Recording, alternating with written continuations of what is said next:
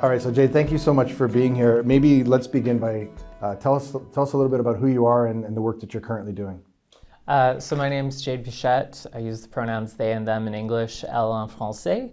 And I'm the Director of Programs at Pride at Work Canada. So Pride at Work Canada is a member services nonprofit that works with over 250 different large employers across the country around 2S LGBTQI plus inclusion. So we're a nonprofit, which is why I'm here as part of your podcast, and I've had a career in nonprofit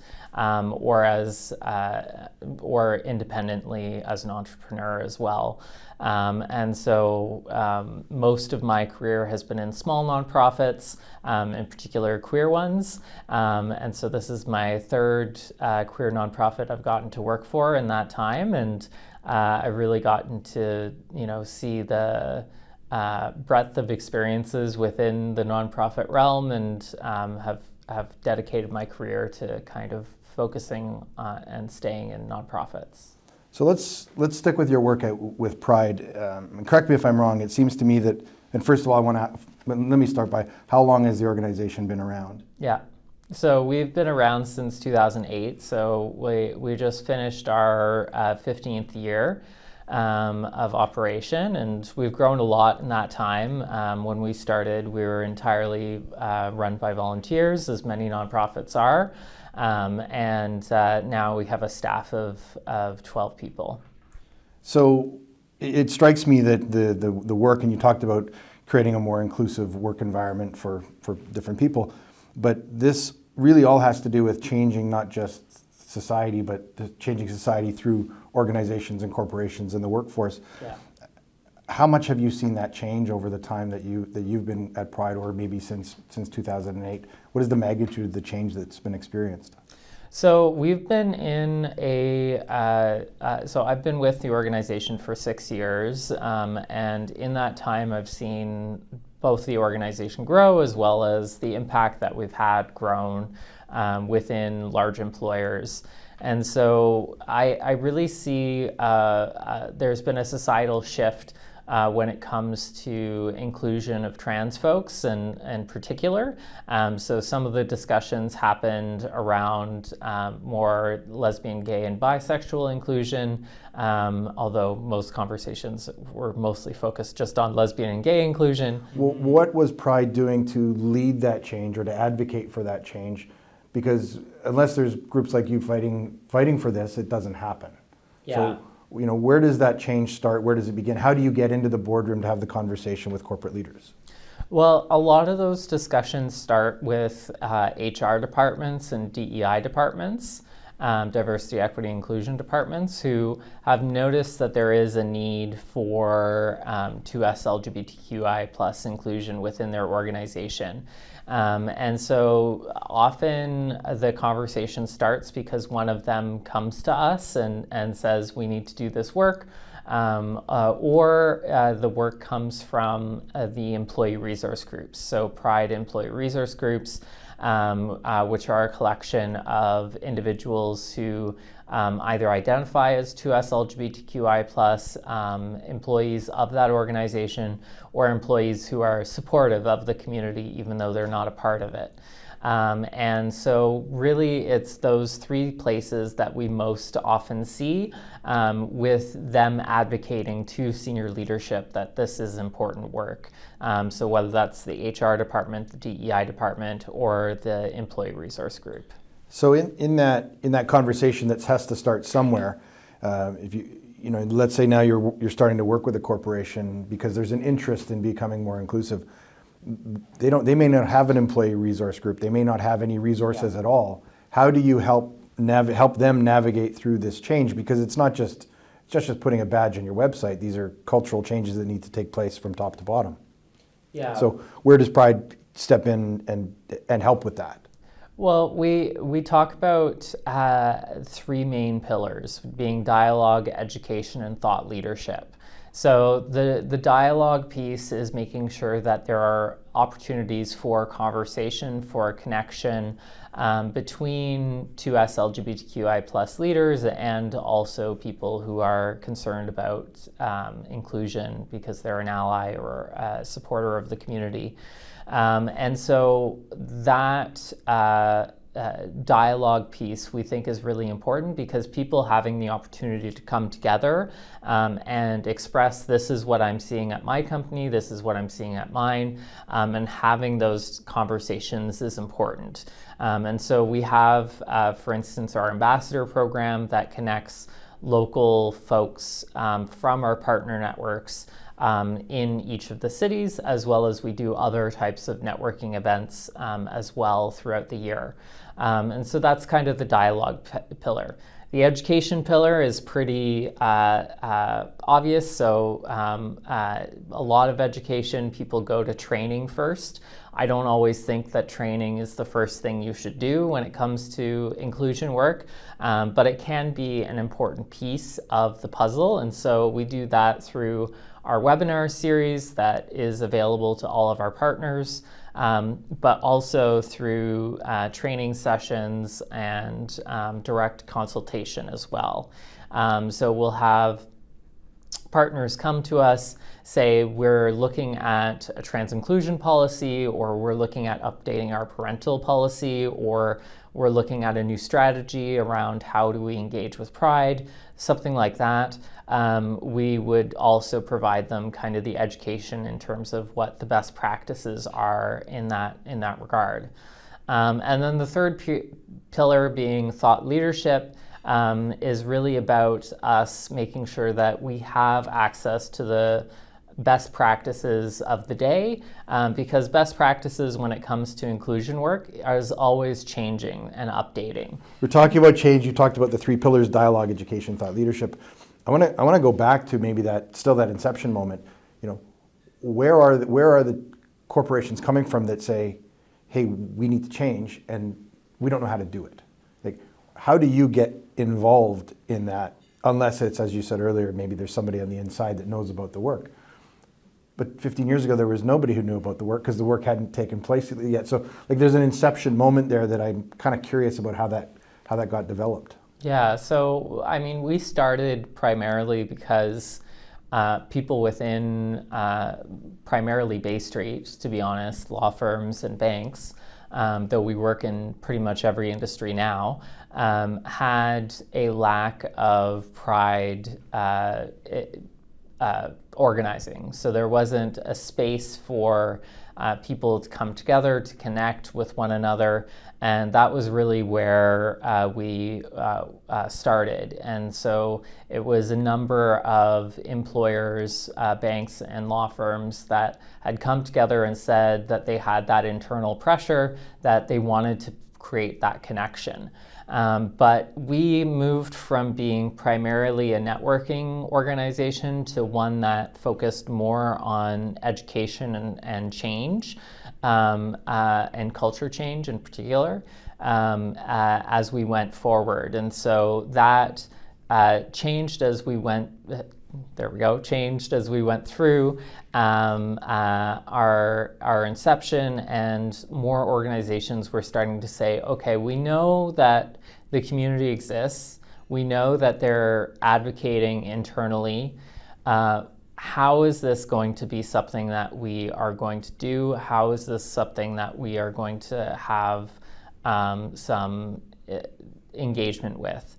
And so that really moment always really comes internally first. There are a few exceptions, and those exceptions are usually because public pressure. So there being some type of market advantage to being inclusive towards the community. And so, you see that with, for example, banks who are looking to market to the community for their investment programs, for their banking programs, and fiscal services in general. You see that with consumer brands who want to be perceived as inclusive towards the community. And you also see that with organizations, when they get called out by the community as not inclusive or explicitly called out by human rights commissions around the fact that they had discrimination in their history. And a lot of DEI has actually that history of starting from that space of being penalized for workplace harassment and discrimination.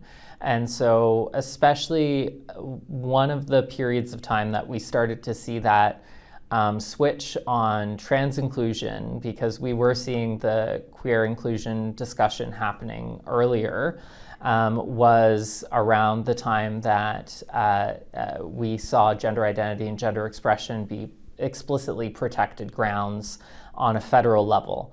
I don't want to go down a rabbit hole, but I love that you said people who want to be perceived as being inclusive as opposed to. I'm really curious about something you said about the evolution of Pride at Work going from a networking focus to an education focus. In your work there and in your work with other organizations, do you see that as the natural path for organizations that are set up to, let's just say, encourage social change? Or is it, or do you have maybe examples or stories of people who start with the education? Because it seems to be, if you don't have a network of people who are listening to you, you can't teach them anything. I would agree with that. I think a lot of organizations, though, do start with education, and that's where they start. And sometimes they don't succeed because they don't have a network. And so I think that our journey is one that is actually less common, where we started with the networking first. And we see that if we compare our organization to similar organizations in other countries where they really started with their education. They didn't start with their networking. They created networking opportunities often not far later into their start as an organization. But I think that our journey is one that was a bit natural for us, but it was our own experience, essentially. And so I think for us, it made sense to move into that educational space because there was a need and a desire to do so. Yeah, because I think about other organizations that maybe are struggling to create a social change in their community, and they would say, we have all these educational tools, we have all these resources, we spent all this time and money, but we can't get it. We're not seeing the progress that we want. So I think networking is interesting. I also want to come back to something you said. In 2008, the organization gets started. It's been around for 15 years. You have 12 employees. Where does the money come from to fuel the mission to keep this thing going and growing? It comes directly from our partners. So those 250 organizations who have memberships with us are our main source of income. So certainly we do get some income from sponsorship, from ticket sales, of our leadership programs. But I think it's still, it is a model, it's something for other nonprofit leaders to explore if this is something that might be possible with the changes that they're trying to see happen in society. Definitely. And it's something that I'm part of a nonprofit leaders group. And it's something that my other nonprofit leaders have looked at with curiosity, especially as we have been going into a potentially more regressive time, and it's a difficult time for charities and nonprofits. Overall, like a lot have shut their doors or had to downsize. And so our model is something that provides us a bit of stability, but not full stability either. Because if our membership is waning, then that directly impacts our staffing as well. So another thing that you said that just really resonates with me is you mentioned a nonprofit leaders group. How important is a group like that for nonprofit leaders to come together and discuss the real issues that they're facing in their own community and with their own causes? I I find it so helpful. Specifically, I'm part of EPIC, the nonprofit leader group that's primarily based here in Toronto. And it has been such a powerful piece of supporting my journey as a nonprofit leader. And I think being a nonprofit leader can be very lonely. And so having other people that you can specifically speak to and ask the hard questions that you can't ask, for instance, some of your colleagues, is really powerful. It brings a lot of connection, it brings a lot of ideas and space, and then it also leaves you open for the potential of collaboration. Within my group, I've seen folks who've gone in on grants together and been successful. I've seen folks who have looked at taking strategies from each other. It's such a powerful space. So Jade, you're working in an organization that's trying to promote change across a number of different parts of society. How have you seen your work and your role inside nonprofit organizations change over the last 15 years? So I've been now, as I mentioned, in 3 different queer nonprofits specifically, and then I've also worked at another nonprofit, a literacy nonprofit as well. And in that time, I've seen ones go through a number of different changes, from culture change, which I know we're going to touch on, to more structural changes as well. And that's definitely been true in my time at Pride at Work Canada, because we have gone from an organization where at one point it was 3 of us to an organization of 12.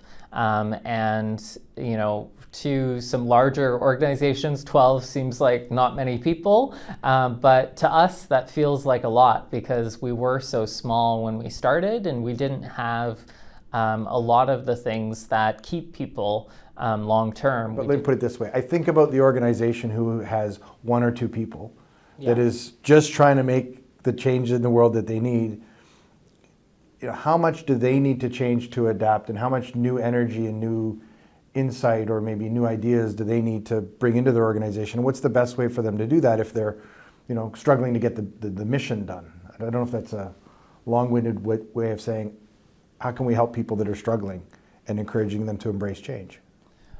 So in my last organization, we were 1 to 3 people at any given time. So for the most part, we were usually 2 staff, and then we had a whole host of volunteers as well. So board volunteers, but also other volunteers. And really you were always in a place of needing to recognize that change is something that happens within organizations, and that when you're trying to accomplish your mission, you're not going to be effective unless you also are willing to change along with what's happening in the world, what's happening within your organization as well. And so I think often leaders can get stuck in moments of saying, well, we've always done things this way, why would we need to change now? And I would say that the only constant is change, right? And so making sure that certainly the things that are being effective are continuing in your organization. So looking at what programs are effective, and really doing that evaluation, because I think that's also something, not to get us too off topic, but that a lot of organizations don't do enough of, is their own internal evaluation. And so, making sure that what is effective is continuing, but that what isn't effective is able to end or change or look differently. I've had to cut programs in the time that I've been around. I've also gotten to start programs. It's, something that is, I think, really hard is to say goodbye to a program in particular. And that, I'm a director of programs, so that's why I'm using programs as an example, but it can sometimes be really hard to say, okay, this isn't working out, we need to do something else. But I think that if we are going to be effective, we have to take those moments to reflect, to evaluate, and then to say, what are we going to do differently? What have you learned over your career in the nonprofit space that has helped you not just make the hard decision to cut a program, but actually to evaluate whether things are working or not? Do you have certain metrics that you look at? Is it a data-driven approach? What's been your experience? So it's a mixed approach that I tend to use. I always look for both qualitative and quantitative aspects, especially when it comes to a program, because the quantitative aspects might be number of people attending, might be number of people using the service, whatever that might be. And those are useful in addition to sometimes more subjective quantitative metrics, such as what was your experience like on like a Likert scale or something of that nature. So 1 to 5 scale. And so sometimes using that is helpful, but it doesn't tell the whole story. So I always make sure that there is some type of qualitative. Then again, I am a social worker, so I have a bias towards qualitative sometimes. But making sure that there is that option for people to describe their experience with a program, describe their experience with the organization, is really important. And so whether that's done through interviewing participants, whether that's through a survey, through a focus group, whatever that is, all of those are options. And I think it's making sure that you don't just limit yourself to one of those options. So do you, in your evaluation process, do you ever seek outside people to come in and do an independent evaluation of the success of your programs? Or is this something that you have contained and you've built inside the organizations you've worked with? For programs, I've mostly done it internally. For organizations, I look for the external support. So, for instance, I think one of the things that is really important is workplace culture. And so when it comes to culture, you need to also do evaluation in regards to how are people experiencing the organization, and making sure that you're doing so in a way that is also anonymized enough, which can be a bit more difficult when you are at a small organization, at a small nonprofit, because it's much more easy to say, oh, that's definitely this person, when you look at it. We only have one person who is from this one racial background or this one sexual orientation. I know who this is. And so in those cases, I think the external aspect is really powerful. I think if you're at a larger organization, having external for your programs as well is useful. But often at a smaller nonprofit, we just don't have the budget to be able to do external evaluation. But I think for the organization as a whole, it's imperative to have that external piece as well. So we're talking about the importance of culture inside the nonprofit that you're working with, or that people are working with. Who's in charge of culture at a nonprofit? Where does the culture extend from? Great question, and a difficult one, honestly, because every organization is different in terms of their staffing, in terms of their volunteers. But I would say that everybody has a role to play in culture. But that has to come from leadership. If leadership sets a different tone, that's going to ripple out throughout the entire organization. And so making sure that leadership is involved in culture development is really powerful, but recognizing that they're not the only creators of culture at an organization. And so I think sometimes we think that if we decide something at the leadership level, it's necessarily going to ripple out through the entire organization. We know that doesn't always work, but if you don't have that leadership support in owning culture, then there's also going to be a major challenge there. What is the starting place for understanding that your culture needs a bit of a tweak? In terms of recognizing that there is a challenge in your culture is something that a lot of people go through kind of having a moment of recognition, and that recognition either comes from your own experience or it comes from explicitly being told by people in your organization that they don't feel welcome, that they don't feel like there's a space for them, that something's off. As people a little younger than me would say, the vibe is off. And so I think, recognizing that is something that takes some time and takes a moment. But once you know that that's the case, then you have to act. And so the way that you would act is looking at what is your role within the organization, first and foremost. So if you're in senior leadership, you have a lot of power to say that we need to make some change and to start to institute that. And so some things that I look at is, do you have some type of culture committee internally? And that could be inclusive of board members, that could be inclusive of staff, that could be inclusive of volunteers, and maybe even sometimes service users of the organization. Not always, but sometimes you might even want that external view. And so that culture committee can really look at what change can we make, and usually that's things around benefits for staff. That's around things like what are the social aspects of the job as well. Like, is there social gatherings that bring people together? Are there other gatherings that bring people together and make that connection?